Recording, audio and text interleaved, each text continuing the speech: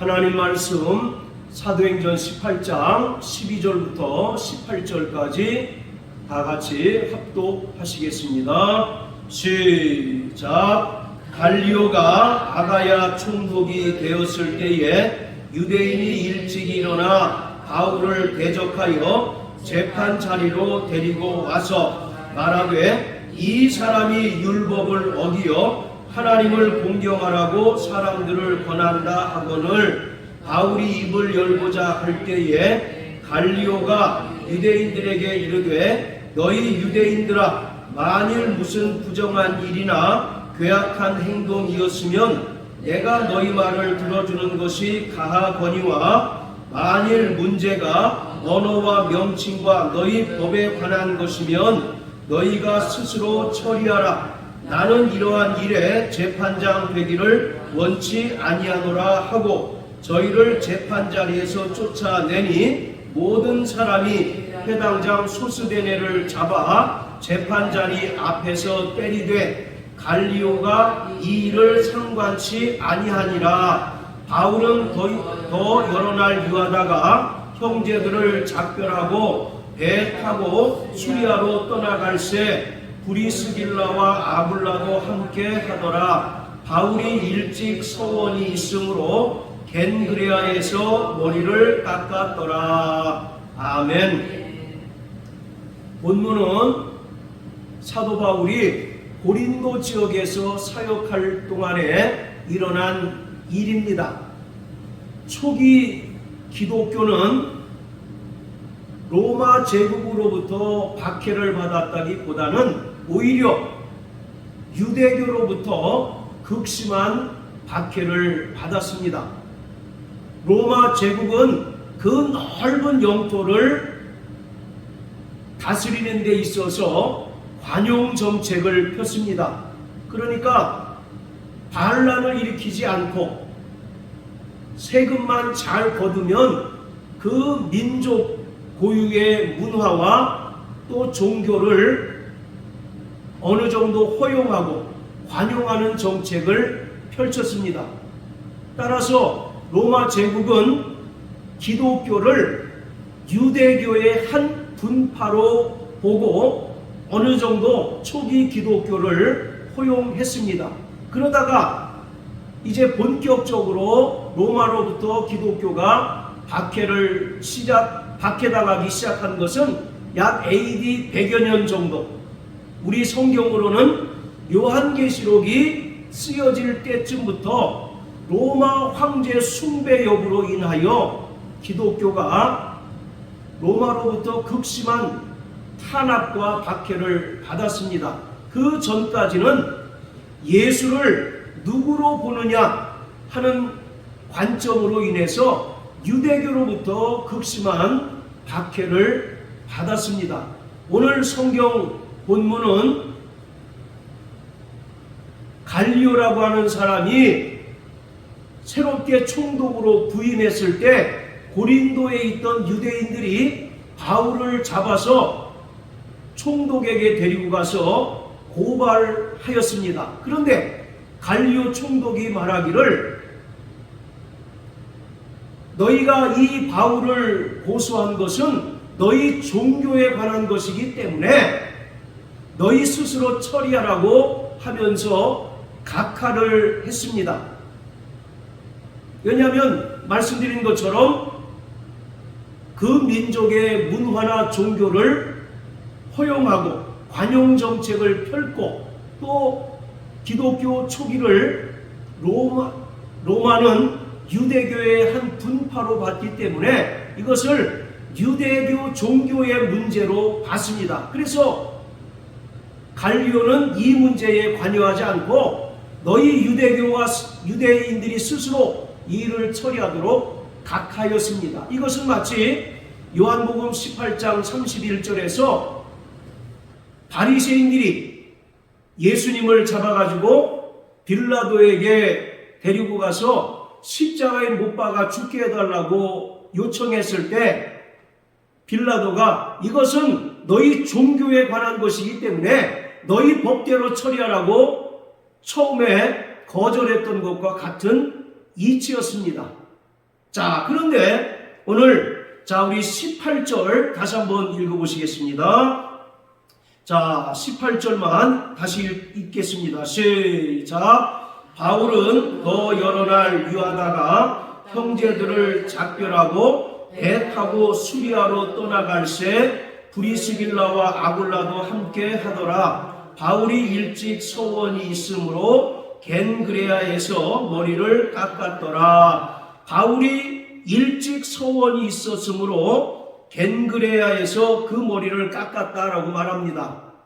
이 구절을 통해서 사도 바울이 하나님께 서원했던 나시린이었던 것을 우리가 알 수가 있습니다.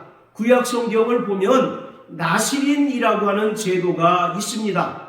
나시린이라고 하는 것은 구약의 하나님의 백성인 이스라엘 사람 중에 특별히 자기 몸이나 또 자기의 존재 전체를 하나님께 구별해 드리기로 서원한 사람들을 말합니다. 그래서 나시린이라고 하는 말은 구별하다, 또 헌신하여 거룩하게 하다라는 의미를 가집니다. 이 독특한 서원 제도는 하나님께서 특별히 구별하여 세우신 제사장이나 레위인은 아니지만 자신이 자발적으로 하나님께 자기를 드리기로 서원한 자들을 하나님께서 허용하셨고, 또 이러한 나시린에 관한 규정을 만드셨습니다. 그래서 어떤 사람은 평생 나시린으로 서원하면서 사는 자들도 있었고, 또 어떤 사람들은 일정 기간 동안 나시린으로 서원하며 살던 자들도 있었습니다. 자, 우리 구약 민수기 6장을 다 같이 한번 보십니다. 민수기 6장. 자, 민수기 6장은 나시린에 관한 규례를 구체적으로 기록하고 있습니다. 자, 좀 긴데 1절부터 21절까지 한 절씩 읽겠습니다. 여호와께서 모세에게 일러 가라사대 이스라엘 자손에게 구하여 그들에게 이르라. 남자나 여자가 특별한 서원 곧 나시린의 서원을 하고 자기 몸을 구별하여 여호와께 드리거든. 포도주와 독주를 멀리하며 포도주의 초나 독주의 초를 마시지 말며 포도즙도 마시지 말며 생포도나 건포도도 먹지 말지니 자기 몸을 구별하는 모든 날 동안에는 포도나무 수사는 씨나 껍질이라도 먹지 말지며 또 소원을 하고 구별하는 모든 날 동안 삭도를 도무지 그 머리에 대지 말 것이라. 자기 몸을 구별하여 여호와께 드리는 날이 차기까지 그는 거룩한즉 그 머리털을 길게 자라게 할 것이며 자기 몸을 구별하여 여호와께 드리는 모든 날 동안은 시체를 가까이 하지 말 것이요 그 부모 형제가 죽을 때라도 그로 인하여 몸을 더럽히지 말 것이니 이는 자기 몸을 구별하여 하나님께 드리는 표가 그 머리에 있음이라. 자기 몸을 구별하는 모든 날 동안 그는 여호와께 거룩한 자니라.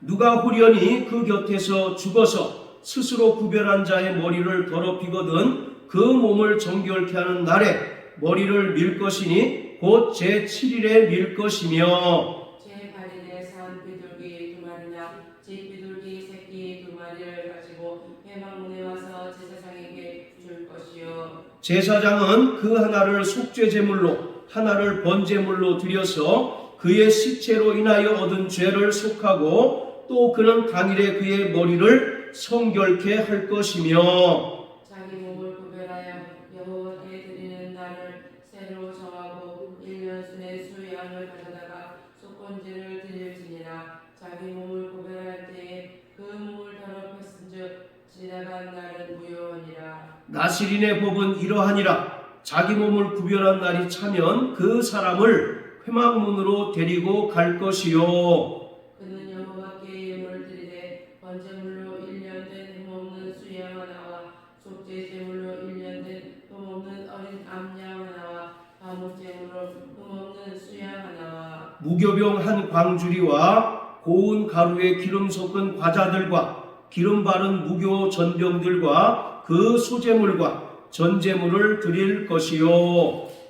제사장은 그것들을 여호와 앞에 가져다가 속죄제와 번제를 드리고 화목제물로 수양의 무교병 한 광주리를 아울러 여호와께 드리고 그 소제와 전제를 드릴 것이요. 자기 몸을 구별한 나시리는 회막문에서 그 머리털을 밀고 그것을 화목제물 밑에 있는 불에 둘지며 자기 몸을 구별한 나실이니 그 머리털을 민 후에 제사장이 삶은 수양의 어깨와 광주리 가운데 무교병 하나와 무교전병 하나를 위하여 나실인의 두 손에 두고 여호와 앞에 요제를 흔들 것이며 그것과 흔든 가슴과 든 넓적다리는 성물이라 다 제사장에게 돌릴 것이니라.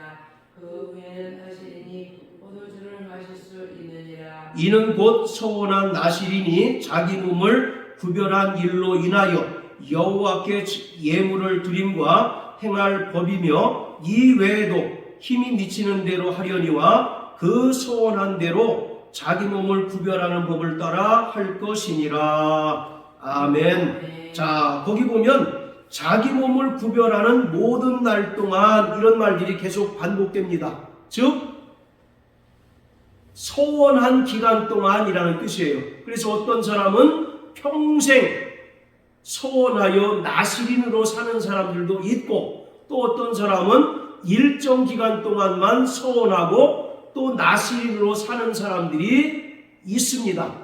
자, 이처럼 나실인이 되는 것은 특별한 의식이 언급되지 않은 것으로 보아 사람이 자발적으로 서원함으로써 나실인으로 살 수 있는 것으로 볼 수 있습니다.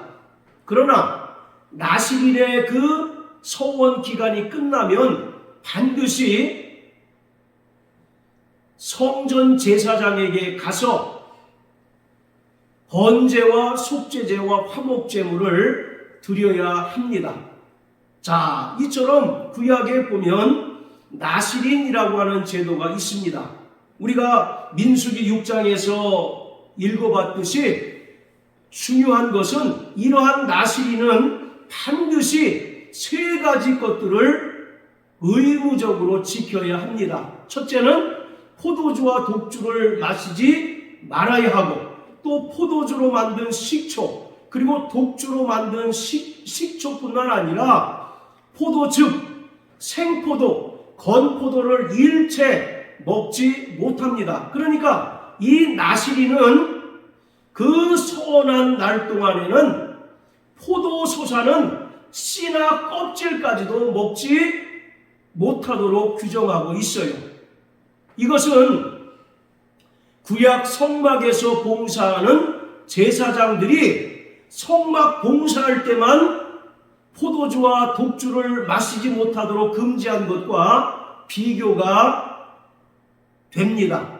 자, 왜 포도주와 독주를 마시지 못하도록 금지했을까요? 그리고 포도에서 난 모든 것들은 먹지 말라고 금지하셨을까? 이것은 철저히 자신이 구별되고 헌신된 존재로서 하나님만을 섬긴다는 분명한 의미가 담겨 있습니다.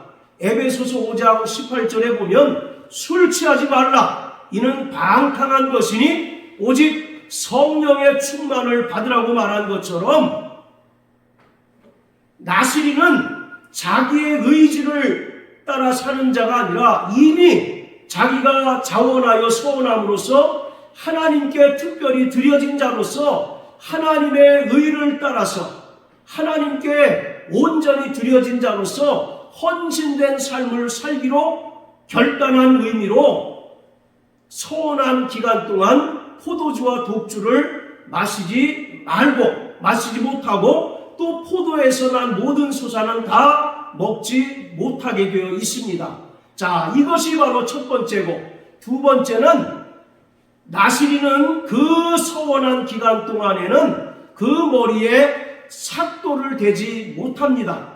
그리고 서원한 기간 동안에는 그 머리를 길러야 합니다. 여기서 삭도라고 하는 것은 오늘날의 면도용 칼이라고 생각을 하시면 돼요. 자, 그런데 이렇게 나시린들은 서원한 기간 동안에 그 머리를 삭도를 댈 수 없고 머리를 길러야 하지만 하나님께서 성막에서 봉사하도록 세우신 레위 레위인을 임명할 때는 그 몸을 깨끗이 씻기고 전신을 삭도로 밉니다.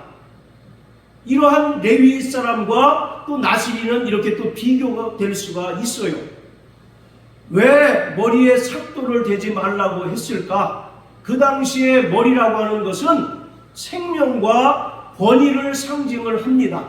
그러기에 삭도를 대지 말라고 한 것은 생명의 주관자이신 하나님께 온전히 복종과 또 경외한다는 사실을 상징적으로 표현하고 있습니다. 그리고 그 머리를 서원한 기간 동안에 자르지 말고 기르게 한 것은 마음을 다하고 뜻을 다하고 성품을 다하여 하나님만을 섬기고 또 충성하겠다는 그런 분명한 의지의 표현입니다. 자, 그리고 나시린이 반드시 지켜야 될 세 번째 규례는 뭐냐면 시체를 가까이 하지 말아야 한다는 것입니다. 이것은 부정한 것과 짝할 수 없다는 것을 말하고 있어요. 일반적인 유대인들도 죽은 시체와 접촉할 수 없습니다. 하물며 자기가 서원하여 하나님께 특별히 드려진 나시린은 평생 시체와 함께할 수 없고 시체를 접촉할 수 없습니다. 자, 그런데 문제는 구약의 제사장들도 거룩하게 구별된 자들이기 때문에 시체를 가까이 할 수는 없지만 자신의 고륙지친이 죽었을 때는 시체와 접근하는 것을 허용합니다. 자, 우리 레위기 21장을 한번 다 같이 보십니다. 레위기 21장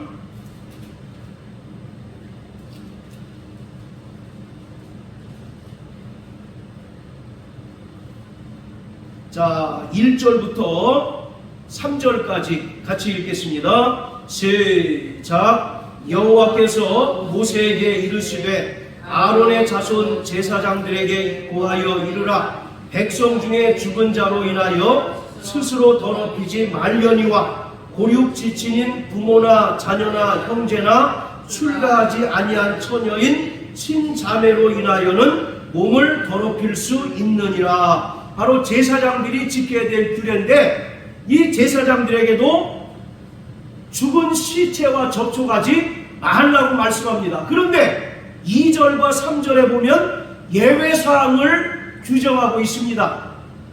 고륙지친인 부모나 자녀, 형제나 출가하지 않은 처녀인 친자매가 죽었을 경우에는 몸을 더럽힐 수 있다라고 얘기합니다. 그러니까 생면부지인 타인이 죽었을 경우에는 그 시체와 접촉할 수는 없지만 고륙지친 자기 부모나 자녀 그리고 형제나 결혼하지 않은 자매가 죽었을 경우에는 그 시체와 접촉할 수 있고 또 가까이 할 수 있다고 이렇게 허용하고 있어요. 그런데 나시린만큼은 심지어 고륙지친이 죽어도 절대로 시체와 가까이 할 수 없습니다. 제사장들은 고륙지친이 죽은 경우에는 예외 규정으로 했지만 나시린은 고륙지친이 죽어도 결코 그 시체와 접근할 수 없고 접촉할 수 없어요. 그러니까 어떤 면에서 보면 하나님께서 특별히 구별하여 세우신 제사장이나 레위 사람들보다 더 나시린들은 엄격한 규정을 적용받고 있다는 사실을 우리가 알 수가 있습니다. 그래서 이 사람들의 바로 이 지키는 규정들은 거의 대제사장들과 맞먹을 만큼 굉장히 엄격한 규례를 지키며 나시린의 삶을 살았습니다. 자, 우리가 잘 아는 대표적인 나시린 누가 있을까요? 구약의 대표적인 나시린 그러면 우리는 삼손을 뽑을 겁니다. 삼손과 데릴라라고 하는 데서 나오는 바로 삼손이라는 인물이 하나님께 특별히 구별된 나시린입니다. 자, 우리 사사기 13장을 다 같이 한번 보십시오. 사사기 13장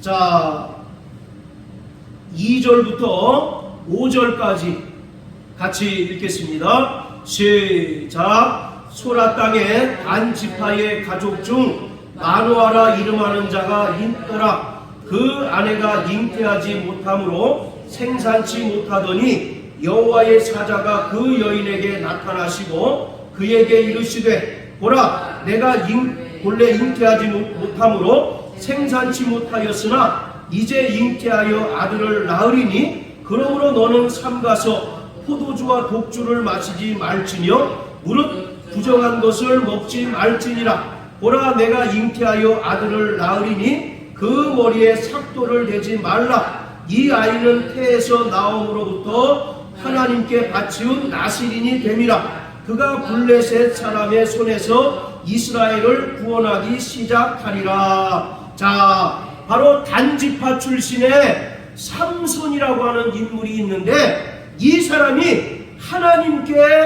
바치운 나시린이었다라고 말합니다.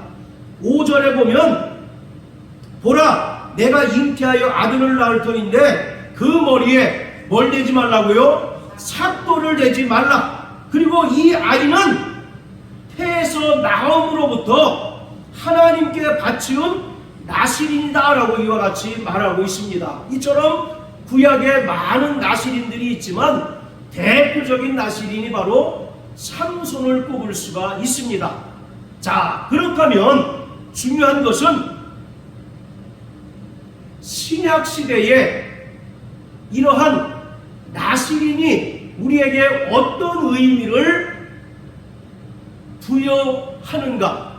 바로 구약의 이 나시린 제도가 신약시대를 살아가고 있는 성도들에게 어떤 의미로 다가오는가. 이것이 바로 중요한 것이죠. 자, 우리 마태복음 2장을 다 같이 보시겠습니다. 마태복음 2장 23절을 보시면 나사렛이란 동네에 와서 사니 이는 선지자로 하신 말씀에 나사렛 사람이라 칭하리라 하심을 이루려 함이러라. 예수님께서 헤롯을 피해서 애굽 땅으로 피신하여 있다가 헤롯이 죽었다는 소식을 듣고 다시 이스라엘로 돌아옵니다. 그런데 그만 중간에 헤롯의 아들 아켈라오라고 하는 인물이 유대 왕이 됐다는 소식을 듣고 예루살렘으로 가지 않고 갈릴리 나사렛 동네에 이제 가서 그곳에서 정착을 합니다. 그래서 그때로부터 예수님을 나사렛 사람, 나사렛 예수라고 이렇게 불렀어요. 그런데 23절에 보면 이는 선지자로 하신 말씀에 나사렛 사람이라 칭하리라 하심을 이루려 함이로라. 마치 성경에는 예수님께서 나사렛 사람이 된 것이 구약 선지자의 예언이 성취된 것처럼 기록하고 있지만 구약 어디를 봐도 예수님께서 나사렛 사람이라고 불린다는 그 예언이 없습니다.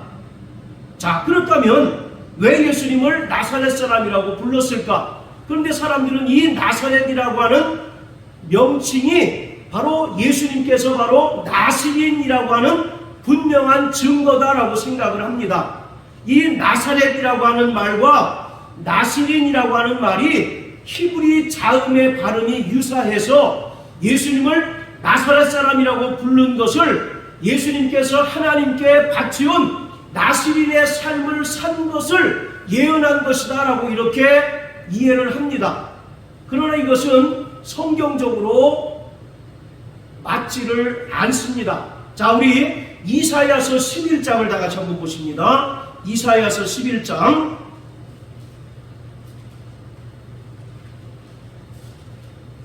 자, 1절 우리 다 같이 큰 소리를 읽겠습니다. 시작. 이새의 줄기에서 한 싹이 나며 그 뿌리에서 한 가지가 나서 결실할 것이요. 바로 예수님께서 이새의 줄기에서 나실 것을 예언하고 있는데, 여기서 가지라고 하는 말이 히브리어로 네체르라고 합니다. 자, 따라해보세요. 네체르.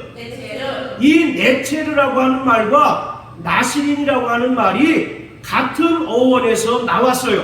그러니까 바로 예수님께서 나사렛 사람이라고 불리운다는 예언은 예수님께서 이 땅에 메시아로 오셨지만 그 오신 모습이 볼품없고 고운 모양도 없어서 사람들에게 실어버린 바 되고, 또 사람들로부터 멸시천대를 받게 될 것이라는 그런 예언을 말하고 있는 것입니다. 그러니까 물론 예수님께서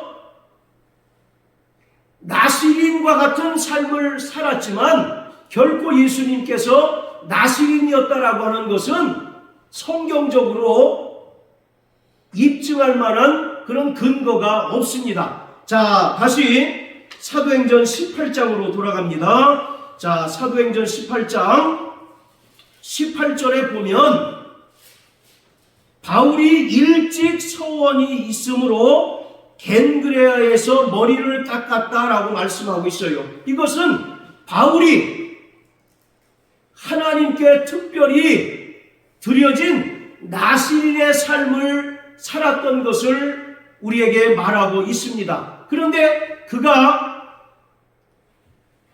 나시린의 그 서원 기간이 끝나서 그 머리를 삭도를 내고 깎았다는 것을 볼 수가 있어요.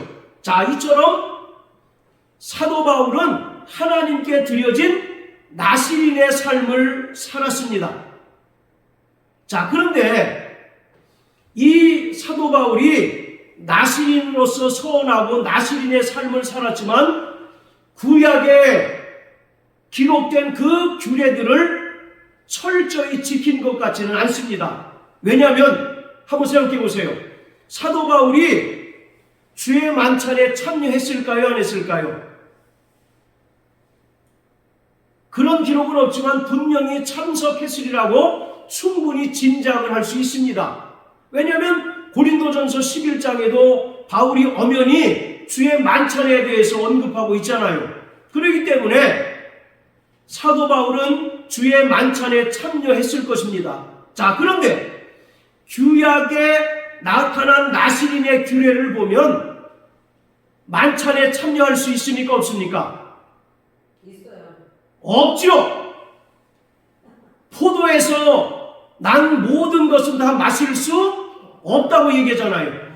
포도주나 독주를 삼가고, 또 포도주로 만든 식초, 독주로 만든 식초, 그리고 생포도, 포도즙, 건포도까지 일체 먹지 못하도록 금지해 놓고 있습니다. 그런데 사도 바울은 뚜렷한 구절은 없지만 충분히 미루어 짐작하건대 주의 만찬에 참여했을 것입니다. 이처럼 바울은 나시린으로 서원하고 그 일을 감당을 했지만 구약적인 규례를 따라서 그 나시린의 규정을 정확하게 지킨 것 같지는 않습니다. 자, 어쨌든 사도 바울이 나시린으로 서원했다가 이제 그 기간이 끝나자 삭도로 그 머리털을 깎았다라고 기록하고 있어요. 자, 우리 21장 한번 다 같이 보세요. 자, 21장 자, 17절부터 26절까지 읽겠습니다. 시작. 예루살렘에 이르니 형제들이 우리를 기꺼이 영접하거늘 그 이튿날 바울이 우리와 함께 야고보에게로 돌아가니 장로들도 다 있더라. 바울이 무난하고 하나님이 자기의 봉사로 말미암아 이방 가운데서 하신 일을 낱낱이 고하니 저희가 듣고 하나님께 영광을 돌리며 바울더러 이르되 형제여 그대도 보는 바에 유대인 중에 믿는 자 수만 명이 있으니 다 율법에 열심 있는 자라. 내가 이방에 있는 모든 유대인을 가르치되 모세를 배반하고 아들들에게 할례를 하지 말고 또 규모를 지키지 말라 한다함을 저희가 들었도다. 그러면 어찌할꼬 저희가 필연 그대에 온 것을 들으리니 우리의 말하는 이대로 하라. 소원한 네 사람이 우리에게 있으니 저희를 데리고 함께 결례를 행하고 저희를 위하여 비용을 내어 머리를 깎게 하라. 그러면 모든 사람이 그대에게 대하여 들은 것이 헛된 것이고 그대도 율법을 지켜 행하는 줄로 알 것이라. 주를 믿는 이방인에게는 우리가 우상의 제물과 피와 목매어 죽인 것과 음행을 피할 것을 결의하고 편지하였느니라 하니 바울이 이 사람들을 데리고 이튿날 저희와 함께 결례를 행하고 성전에 들어가서 각 사람을 위하여 제사 드릴 때까지의 결례에 만기된 것을 고하니라. 자, 지금 이 상황은 사도 바울이 예루살렘에 갔을 때 일어난 상황입니다. 그 예루살렘에 있는 많은 유대인들은 바울에 대하여 안 좋은 소문을 듣고 있었어요. 바울이 21절에 기록한 것처럼 할례를 받아서도 안 되고 또 율법을 지켜서는 안 된다라고 이와 같이 가르친다라는 그런 소문이 온 예루살렘에 돌았습니다. 그래서 유대인들이 지금 바울을 벼르고 있는 그런 상황이에요. 그래서 장로들이 사도 바울에게 권고하기를 사도 바울에 대한 유대인의 오해를 불식하기 위하여 너는 소원한 네 사람과 함께 결례를 행하라고 말합니다. 여기서 결례라고 하는 것은 나시린의 그 소원 기간이 끝나서 그 몸을 정결케 하는 의식을 말합니다. 그런데 사도 바울뿐만 아니라 예루살렘에 4명의 나시린으로 소원한 사람들이 있어요. 그래서 바울에게 권면하기를 이 4사람과 함께 네가 성전에 가서 결례를 행하되 이 결례는 그냥 행하는 것이 아니라 반드시 번제와 속죄제와 화목제를 드리도록 되어 있습니다. 자, 따라하세요. 번제, 속죄제, 화목제, 그리고 그 제사에 맞는 그 짐승을 반드시 드리도록 되어 있습니다. 그러면 뭐가 필요합니까? 비용이 들겠죠. 그런데 이 소원한 4사람은 비교적 가난한 사람이었던 모양입니다. 그래서 사도 바울더러 이 사람들이 결례를 행하는 데 있어서 필요한 비용을 네가 좀 내라. 그러면 유대인들이 너를 오해하는 것들이 상당 부분 해소되지 않겠느냐라고 이렇게 권면하고 있는 겁니다. 그래서 바울은 그러한 권면에 따라서 26절에 기록한 것처럼 성전에 들어가서 결례를 행합니다. 그래서 번제와 속죄제와 화목제물을 드리고 정결례를 행하고 그 머리를 삭도로 밀었어요. 자, 이처럼 사도 바울은 하나님께 특별히 바치운 나시린입니다. 자, 그렇다면 신약 시대에도 나시린 제도가 여전히 남아 있을까요?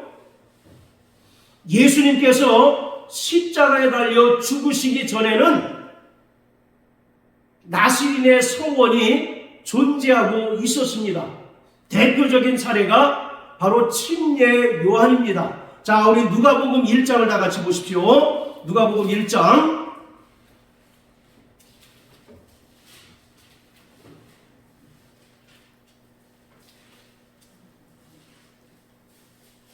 자, 15절, 16절 다 같이 읽겠습니다. 시작. 이는 저가 주 앞에 큰 자가 되며 포도주나 소주를 마시지 아니하며 모태로부터 성령의 충만함을 입어 이스라엘 자손을 주 곧 저희 하나님께로 많이 돌아오게 하겠음이라. 바로 침례 요한에 대하여 이야기하고 있는데, 바로 요한은 주 앞에 큰 자가 되며 포도주나 소주를 마시지 않고 모태로부터 성령의 충만함을 입었다라고 말합니다.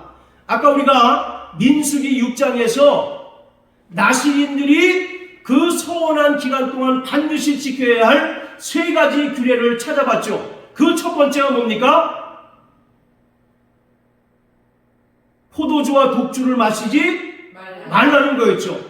바로 그 규례를 따라서 요한은 포도주와 소주를 마시지 않았습니다. 물론 이 요한이 완벽하게 나실인이었다라고 하는 것에는 조금 의문점이 있습니다. 그러나 이 구절을 통해서 요한이 바로 나실인의 삶을 살지 않았을까라고 우리가 충분히 짐작할 수가 있는 거죠. 자, 이처럼 예수님께서 십자가에 달려 대속의 죽음을 죽으시기 전에는 이렇게 더러 구약의 규례를 따라서 나실인으로 서원하고 또 나실인으로 살아가는 사람들이 있었습니다. 그렇다면 예수님의 십자가 죽음 이후에는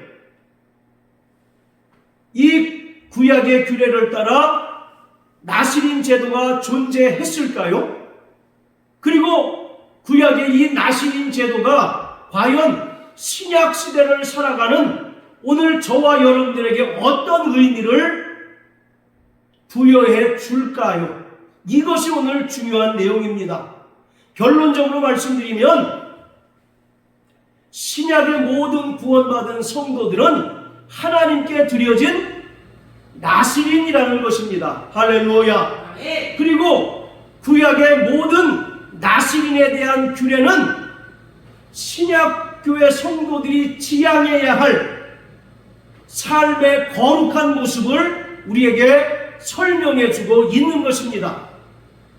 구약시대에는 하나님께서 특별히 구별해서 세우신 제사장, 선지자, 왕과 같은 자들이 있습니다. 그리고 또 자신이 자원하여 서원함으로써 하나님께 특별히 구별된 나실인과 같은 자들이 있어요. 그런데 이제 예수님께서 말씀이 육신이 되어 이 땅에 오셔서 십자가에 달려 죽으시고 부활하신 이후에는 이렇게 특별히 구별된 자가 없다는 사실입니다. 할렐루야. 바로 구원받은 모든 성도들이 다 하나님과 예수 그리스도 앞에 특별하고 존귀한 자라는 겁니다.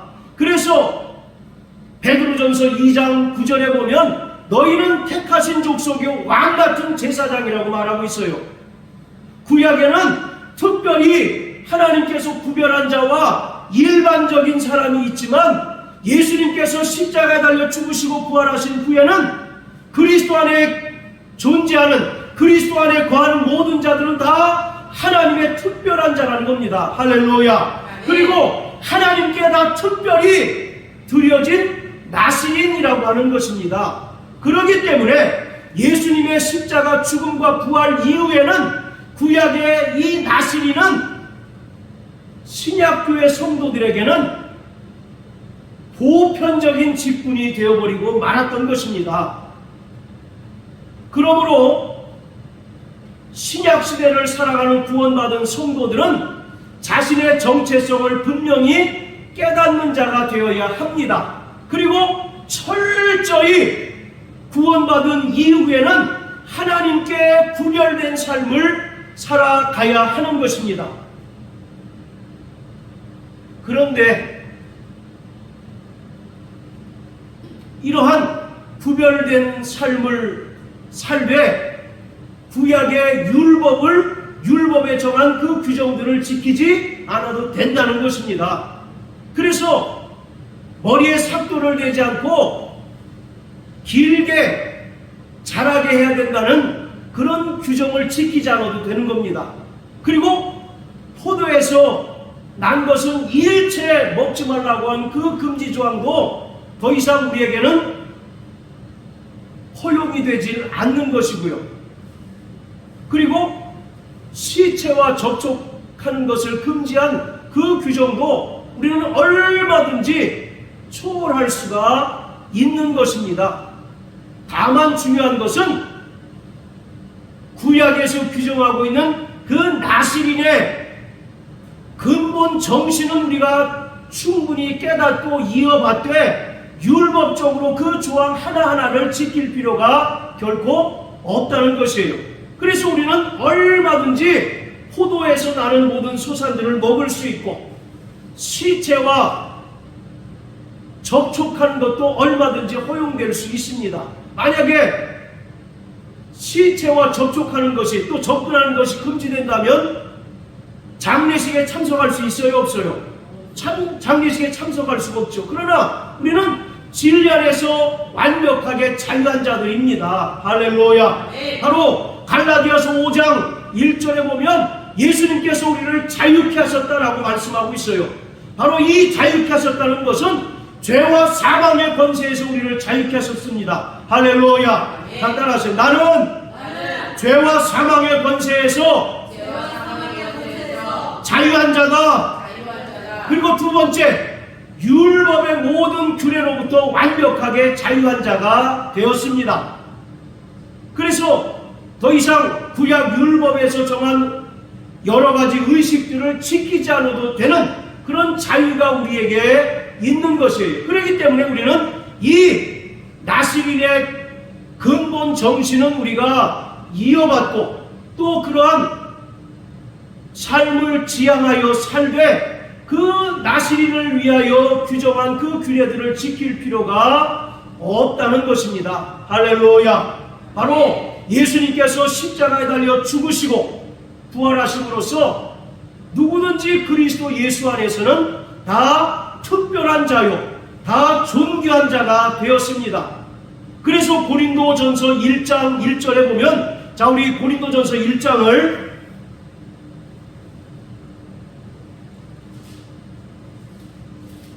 고린도전서 1장, 자, 1절, 2절 다 같이 읽겠습니다. 시작. 하나님의 뜻을 따라 그리스도 예수의 사도로 부르심을 입은 바울과 및 형제 소스데네는 고린도에 있는 하나님의 교회 곧 그리스도 예수 안에서 거룩하여 지고 성도라 부르심을 입은 자들과 또 각처에서 우리의 주 곧 저희와 우리의 주 되신 예수 그리스도의 이름을 부르는 모든 자들에게 할렐루야. 하나님께서 우리를 성도로 부르셨다라고 말씀하고 있습니다. 성도는 어떤 자입니까? 바로 예수 안에서 거룩하여진 자입니다. 할렐루야. 그리고 우리를 하나님께서 택하시고 부르셨고 또 그 이름을, 예수 이름을 부르는 자가 바로 성도인 것이에요. 그래서 구약에 자신이 자원하여 하나님께 특별히 드려진 자로 서원한 나시린은 신약의 성도로 완벽하게 성취되었습니다. 그래서 구원받은 모든 자들은 그리스도 예수 안에서 바로 하나님의 성도가 되었습니다. 그러므로 우리는 이 땅에서 철저히 하나님과 동행하는 삶을 살아야 하고 하나님께 구별되고 헌신된 삶을 살아야 합니다. 그리고 우리는 철저하게 하나님 앞에서 성화의 삶을 살아가야 합니다. 우리는 예수 그리스도의 은혜를 믿음으로 말미암아 하나님께 의롭다함을 받은 칭의의 구원을 받은 자입니다. 그리고 구원받은 이후에 성령님의 인도하심을 따라 거룩한 성화의 삶을 살아가는 자들이에요. 여러분, 구약의 레위기가 우리에게는 굉장히 재미없는 책으로 다가오지만 성경에서 거룩이라고 하는 단어가 가장 많이 기록된 책이 바로 레위기입니다. 그래서 레위기의 주제는 너희가 애굽 노예에서 구원받은 자가 되었으니 그러므로 너희를 구원하신 하나님과 같이 모든 행실에서 거룩하라고 말씀하고 있습니다. 그렇기 때문에 구원받은 성도들은 이 땅에서 철저히 성화의 삶을 살아가야 합니다. 오늘 우리는 신약교회를 살아가고 있는, 신약시대를 살아가고 있는 나시린으로서 성령의 인도하심을 따라 성화의 삶을 사는 자들입니다. 그래서 빌립보서 2장 12절에 보면 항상 복종하여 두렵고 떨림으로 너희 구원을 이루라고 말씀하고 있어요. 자, 빌립보서 2장을 다 같이 보시겠습니다. 빌립보서 2장 자 12절입니다. 시작. 그러므로 나의 사랑하는 자들아 너희가 나 있을 때뿐 아니라 더욱 지금 나 없을 때에도 항상 복종하여 두렵고 떨림으로 너희 구원을 이루라. 할렐루야. 바로 사도 바울이 빌립보 교회를 향하여 권면하기를 항상 복종하여 두렵고 떨림으로 너희 구원을 이루라고 말씀합니다. 여기서 말하는 구원은 성화의 구원을 말합니다. 우리는 예수님의 은혜를 믿음으로 말미암아 성부 하나님께서 우리를 의롭다 칭해 주시는 칭의의 구원을 받은 자입니다. 그리고 이 땅을 살아가는 동안 철저하게 하나님의 백성으로서 거룩한 삶을 살아가는 성화의 삶을 살아가게 되는데, 성화의 삶을 살아가는 성도들은 하나님의 거룩하심과 같이 이 땅에서 거룩한 삶을 살아가야 합니다. 이것은 마치 구약의 나시린을 통하여 우리에게 깨닫게 해주신 그 거룩되고 구별된 삶을 우리가 이 땅에서 살아가야 한다는 것을 말하고 있어요. 포도주와 독주를 마시지 말아야 합니다. 에베소서 5장 18절에 술 취하지 말라 이는 방탕한 것이니 오직 성령의 충만을 받으라고 말씀하고 있습니다. 그리고 너희 머리에 삭도를 내지 말라고 말씀합니다. 철저히 하나님의 권위 앞에 복종하고 하나님 앞에 마음을 다하고 뜻을 다하고 힘을 다하여 충성된 삶을 살아가라고 말씀하고 있습니다. 그리고 시체와 접촉을 금지하는 것은 우리가 이 세상의 부정한 것과 죄와 짝하지 말라는 것을 말하고 있습니다. 그러므로 사랑하는 성도 여러분, 우리는 성부 하나님으로부터 의롭다 칭함받는 칭의의 구원을 받은 자이기 때문에 이 땅에서 성령의 인도하심을 따라 성화의 삶을 살아가는 저와 여러분들 되시길 주의 이름으로 축복합니다. 아멘. 자, 저를 따라하세요. 나는 신약시대를 살아가는 나시린이다.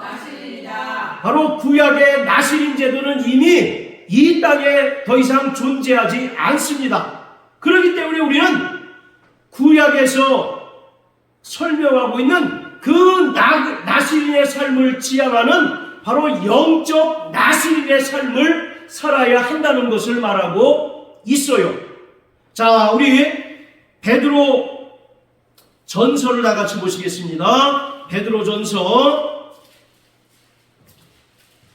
자 1장 5절부터 10절까지 11절까지 우리 사모님 큰 소리로 읽으세요. 너희가 말세에 나타내기로 예비하신 구원을 얻기 위하여 믿음으로 말미암아 하나님의 능력으로 보호하심을 원하니 그러므로 너희가 이제 여러 가지 시험을 인하여 잠깐 근심하게 되지 않을 수 없었으나 오히려 크게 기뻐하도다. 너희 믿음의 시련이 홀로 연단하여도 없어질 뿐보다 더욱 귀하여 예수 그리스도에 나타나실 때에 칭찬과 영광과 존귀를 얻게 하려 하심이라. 예수를 너희가 보지 못하였으나 사랑하는도다. 이제도 보지 못하나 믿고 말할 수 없는 영광스러운 즐거움으로 기뻐하니 믿음의 결국 곧 영혼의 구원을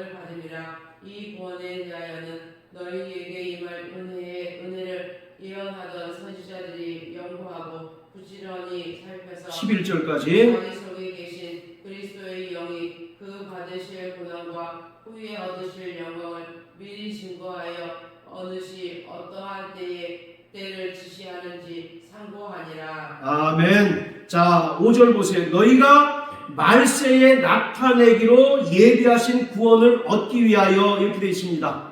바로 이것이 영화의 구원입니다. 우리는 칭의의 구원을 받은 자고 또 성령의 인도하심을 따라 이 땅에서 성화의 구원을 이루어가는 자들이에요. 언제까지? 바로 영화의 구원을 얻기까지. 그 영화의 구원은 언제 이루어지느냐? 주님께서 영광 중에 강림하실 때 우리가 이 썩을 몸을 벗어버리고 신령한 몸으로 변화되어 영화의 구원을 온전히 얻게 되는 것입니다. 그래서 5절에 말세에 나타내기로 예비한 구원이라고 이야기합니다. 자, 따라하세요. 말세에 나타내기로 예비하신 구원. 그리고 9절에는 뭐라고 얘기합니까? 믿음의 결국 곧 영혼의 구원을 받음이라. 이건 역시도 바로 영화의 구원을 말하고 있습니다. 그리고 10절에도 이 구원에 대하여는 바로 영화의 구원을 얻기 위해서는 우리가 철저히 성령님의 인도하심을 따라 살아야 하고 이 땅에 하나님께 구별된 삶을 살았던 나스린의 삶을 살아야 합니다. 거룩한 성도의 삶을 사는 자들이 되어야 하는 거예요. 그러기 위해서는 우리가 철저히 죄와 구별된 삶을 살아가야 합니다. 자, 베드로후서를 다 같이 보십니다. 베드로후서, 자, 2장 19절부터 22절까지 다 같이 읽겠습니다. 시작. 저희에게 자유를 준다 하여도 자기는 멸망의 종들이니 누구든지 진 자는 이긴 자의 종이 됨이니라. 만일 저희가 우리 주 되신 구주 예수 그리스도를 알므로 세상의 더러움을 피한 후에 다시 그 중에 얽매이고 지면 그 나중 형편이 처음보다 더 심하리니 의의 도를 안 후에 받은 거룩한 명령을 저버리는 것보다 알지 못하는 것이 도리어 저희에게 나으니라. 참 속담에 이르기를 개가 그 토하였던 곳에 돌아가고 돼지가 씻었다가 더러운 구덩이에 도로 누웠다 하는 말이 저희에게 응하였도다. 이미 구원받은 자는 철저히 죄와 구별된 삶을 살아야 한다는 것입니다. 할렐루야. 자, 20절 보세요. 만일 저희가 우리 주 되신 구주 예수를 알므로 세상의 더러움을 피한 후에, 이것을 한 단어로 얘기하면 뭐가 되겠습니까? 구원받은 후에, 이런 뜻입니다. 구원받은 후에 다시 죄에 얽매이고 죄에 지면 나중 형편이 처음보다 더 심하게 된다라고 말합니다. 그러면서 21절에는 이런 사람들은 차라리 구원받지 않는 것이 더 나을 뻔했다라고 기록하고 있어요. 얼마나 무서운 말입니까? 그러면서 22절에 속담을 이야기를 합니다. 속담에 이르기를 개가 그 토하였던 곳에 돌아가고 돼지가 씻었다가 더러운 구덩이에 도로 누웠다 하는 말이 저희에게 응하였다. 개와 돼지를 깨끗하게 씻어놨는데 다시 자기 토한 곳에 돌아가서 누워요. 그리고 돼지를 깨끗이 씻겨놨더니 더러운 구덩이에 도로 눕는다는 겁니다. 이것은 구원받은 자가 다시 죄와 짝하고 또 죄의 종이 되는 것을 말하고 있습니다. 그래서 히브리서 12장 4절에 보면 죄와 싸우되 피 흘리기까지 싸우는 자가 되어야 한다라고 말하고 있습니다. 사랑하는 성도 여러분, 오늘 우리는 신약판 나시린이라는 사실을 분명히 깨닫게 되시길 주의 이름으로 축복합니다. 구약의 나시린이 철저히 하나님께서 금지한 포도주와 독주를 마시지 않고 또 머리에 삭도를 내지 않고 길게 기르고